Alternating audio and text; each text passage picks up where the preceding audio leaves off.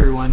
This is pretty much the video I'm making right after my second video saying how I'm trying to get over stage fright. So if I'm acting a little bit kind of odd or I'm trying to kind of stuttering, please bear with me. This is my third video ever. So what I'm going to be talking about in this video is Fear the Walking Dead episodes 1 through 3, some of the characters, and some of the parts basically through the first 3 episodes that I found kind of interesting. The reason how explanations for why I think certain things are going on, why the episodes are kind of going really slow right now, and why you're not really seeing a whole lot of zombies possibly. So with that, I'm going to go ahead and start off with some of the characters, basically the main ones, and then kind of the introduction to the other ones that came a little bit later on. So I'm going to start off with, the entire season started off with showing Nick, who is a druggie, highly addicted to the drugs, and he wakes up in the church that he was staying at, and he later finds, a dead body. Basically, its neck was kind of ripped open, if I believe, and it was next to stairs. So he's kind of starting to get flipped out by that, and then he kind of gets into the church and finds Gloria there, and he's trying to get her to go away because he's thinking that something's going on, and only turns to find out that she's a zombie and that she's eating, another guy's, face off.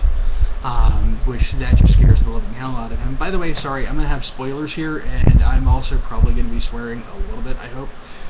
So if you don't like swearing or anything like that, go ahead and tune out right now, because it probably is going to happen at some point in time or another. So I'm going to go ahead and from that just kind of continue on. He runs out and he gets hit by a car, because he was basically running away from the scene.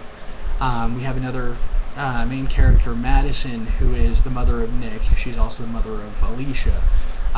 She's dating a guy named Travis, who just moved into their home, and Alicia later calls, basically states to Nick, that was nice of you with the step. So she calls him the step as in stepfather. I'm not exactly sure if they're married yet, or if they're just dating and he's just moving in. Hopefully they kind of explain that a little bit more, but I'm not exactly sure that's going to happen. So with the next character I'm going to go over, Alicia, she is a highly intelligent teenage girl. At points in times you could definitely see that she is rebellious, with a little bit later on her mom telling her that when the school is getting out early, that she needs to go home, she needs to wait for Nick. She doesn't exactly do that. She goes to her boyfriend's place and finds out that he's sick, and wants to stay there. And I'm going to go ahead and kind of cover this a little bit later on as well. I'm just, like I said, going through the characters first. Now we have Travis Manawa. He is basically that stuff that I was talking about, and he starts showing interest in some of what Nick says. Because as Nick pointed out, he's never had anything like that before when it comes to hallucinations. So he goes ahead and he tries to investigate, and he starts to believe Nick, which is actually kind of interesting. Then we have Travis' son, Christopher. I'm going to point this out right now. At the very beginning, I did not like Christopher at all. He kind of seemed snotty, kind of seemed like he just, kind of a typical whatever teenager that has a chip on his shoulder, and just wasn't going to listen to anything. The way he talks to his mom, and he treats his mom nicer than his dad, but yeah, and sorry, I have a person that I live with that is coming and trying to talk to me, so I'm sorry. It's okay.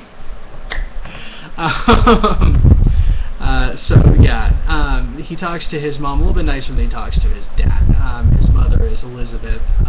You kind of get the feel that she might be a nurse, might not exactly sure, but she definitely cares for her son, especially when he's in the riot later on, and they go try to find him. So I'm going to go ahead and go through the other characters, and then I'm going to just kind of go through the story. We have Daniel Salazar, Ophelia Salazar, and Griselda Salazar, all who are part of a barber shop, and Travis, Christopher, and Elizabeth kind of get stuck in their barber shop together when the riot's going on. Sorry. then we have Calvin, who is Nick's drug dealer. Calvin I found kind of interesting with the dual personality, and it kind of spot on in a way for how you would picture somebody kind of having that dual life. He's really nice to Nick's mother, Madison, and also to Travis. And later on, you see him inside of a restaurant talking to Nick, and he's kind of uptight. He's kind of looking around, as if he's not sure if anything's going to really happen or go down. And then he takes Nick off to a spot, which I'll cover that in a little bit. And finally, a character that I'm going to bring up, which actually was kind of interesting, is Tobias. When you first meet him, he's trying to get into the school with a weapon, and Madison kind of finds out about it, and instead of getting him in trouble and getting him expelled, she goes ahead and takes him into her office, to where he explains that he's seeing things on the internet. There's a sickness going on, people are being aggressive, and he's saying that the things that are happening in 5 other states, even though they may not seem connected, he believes that they are. And he's kind of a character that you don't think he's going to survive, but at the same point in time, with his advanced knowledge and him trying to actually prepare for this, he might actually survive a little bit longer than you would expect, due to the fact that he actually is getting prepared for it, or at least trying his best to be prepared for it. So with that, I'm just going to go through certain things with the actual episodes 1 through 3. The introduction, which I already talked about, Nick finding the girl that he was interested in, or that he shot up with, turned into a zombie and scared the ever-loving hell out of him. That's the first zombie in the series, which also kind of leads me to the fact that they really haven't shown a whole lot of zombies yet, and I'm wondering when they're going to start doing that. Especially in the later episodes, you're kind of wondering, what's going on and where, and they're not really providing a whole lot of detail on that. So you're wondering, is the zombie apocalypse getting pushed back somehow, or is it just being covered up, which the military and the government tend to like to do. The one thing I found kind of interesting is the first real view of someone turning. You don't actually get to see him wake up and start moving, but you get to see kind of the aftermath. Was Calvin, when he was going down the tunnel, and they were and Nick, Madison, and Travis were kind of going in reverse down that tunnel, and he's coming up from behind, and at that point in time, you can see the zombie apocalypse, you know what's going to happen, but at the same point in time, you're going, why are these 2 people getting out? They're being stupid. They don't actually know what's going on yet.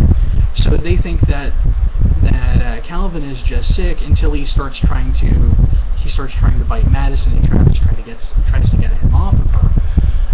And Nick ends up running over him a good couple of times. Which a little bit later they talk about, I think it was a little later, a little bit earlier, they kind of give references to the flu, as in the principal looks at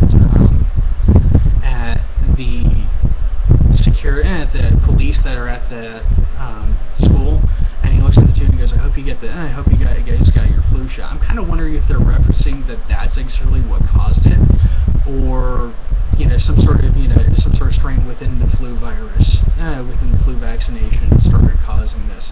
It's going to be interesting if they actually start saying anything, or if they're just going to kind of blow that away and just not talk about it. Another thing I'm going to talk about here is the fact that Alicia's denial when it comes to anything that's going on.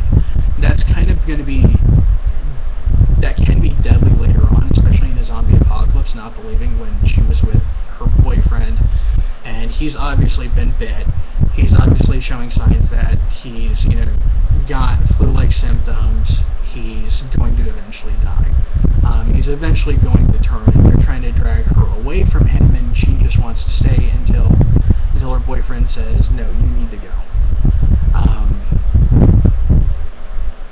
The riot, there's there was basically later on there happened to be a riot started when the police shot a homeless person, and a whole bunch of people saw it, and then they start yelling at the police and everything, and then this sort of thing just kind of builds up until a full-out riot happens, and the police are trying to come in. In the middle of this riot, Travis, Christopher, and Elizabeth get stuck in a barbershop with the Salazars, and originally Daniel Salazar did not want to let any of them in, but his wife, Griselda, said that he should bring them in. And eventually they're forced to leave due to the fact that there's a fire going on next door, and it's starting to kind of come over to where they're at, so they had to be forcefully leave it. And while going through a construction area, Griselda gets an injury to her leg. Now, with everything happening so early, you're not exactly sure if that's going to be the end of her or not, but it definitely didn't happen from a bite, but you still don't know if whatever's happening, if somehow that strain got into her and she's going to sooner or later turn into a zombie. I'm really kind of hoping not, but at the same point in time, they might just take her away a little bit later and just off her, by the way it's seeming right now.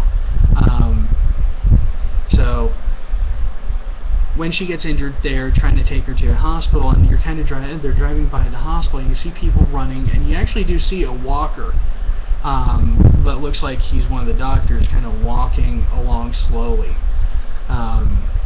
So I mean, that was kind of nice to see, at least another walker. And then as they're kind of going around to the front of the hospital, you see the police there and everything, and there's a walker kind of coming forward for a patient, and they just start shooting at the walker, and it's doing no effect until somebody finally shoots it in the head, and then it falls, and you hear all the screaming. Meanwhile, while that's going on, Madison, Alicia, and Nick are at home, and Alicia is looking out the front window, and she's kind of shining a light and everything. Now, in a situation like that, I think Madison should have actually taken her away from the window just permanently, because she has definitely seen one of the people come back to life. She saw Calvin kind of survive even after getting hit by the car twice, getting hit by their truck twice, and getting launched into that canal that he took Nick. And even after that, you saw that his face was mangled, he had broken bones, he couldn't move or get up, but his head still leaned over, and he was still looking at them, and he still you could definitely tell the intent is there, that he still wanted to go after them. Which, her kind of knowing this, I think it was smart that she brought Alicia away. She should have brought Alicia away from the window sooner. And as soon as Alicia sees their neighbor go after another neighbor, she's bolting to try to get out the door, and Madison has to stop her. Another thing of this is a little bit later, the neighbor's dog is scratching at the window. They let him in, and they notice that the neighbors started to come towards their house, and they're having to go get a shotgun from somebody that lives behind them. Alicia nearly gets bit because she forgot the shotgun shells, and who comes to help her out, but kind of an unlikely person is Christopher, who typically, it was previously said before that Nick is not his father's, not Travis's son. He should, it's just as bad that he's being there with them and not with him and his mom. So it was kind of interesting that in a moment of emergency, he came out and tried to help Alicia, even though later she just kind of used her elbow to hit him in the nose and made it bleed. Which, I mean, at the very end of the third episode, the military are coming in. And I wish I had done this first video last week, because then I would have done a prediction on who I think actually at that point in time is more dangerous to the group as it is then, my thoughts on it then were that Travis was definitely a threat to the group, not because he's a physical threat, but because of his mentality. He's believing that everything's going to be okay, it's just a sickness, people can fix it, and eventually it's just going to go away like other sicknesses do.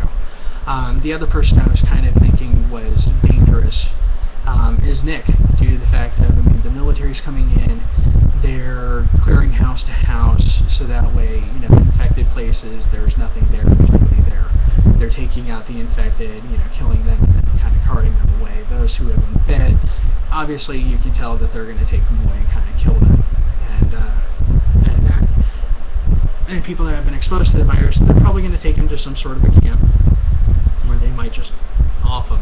We're not sure about that yet as of the end of episode 3. But the reason why I say Nick is definitely a danger at that point in time is because he's starting to go into infected houses. And if the military finds that out, they're definitely going to take him away and might actually take away other people that he went and talked to afterwards, because at that point in time he's possibly infected with this. So this is already like 16 minutes long. I've explained quite a bit. You guys now know I have somebody I live with who came in and didn't know I was doing this video. So I'm going to do episode 4 next, probably within the next day or two. And from here on out, when it comes to episodes from Fear the Walking Dead, I don't have AMC, so I don't get to watch it the night thereof. But I'm watching it on Amazon, which uploads it the next day on Monday. So I get to watch it on Monday, and I'll probably be doing the videos on Monday, Tuesday, possibly Wednesday if I get busy, because I do have college. So with that, thank you for watching the video. If it seems kind of scrambled and everything, I'm really sorry. Hopefully the next videos will be a lot more succinct and be more prepared. So thank you very much for watching, and see you next time.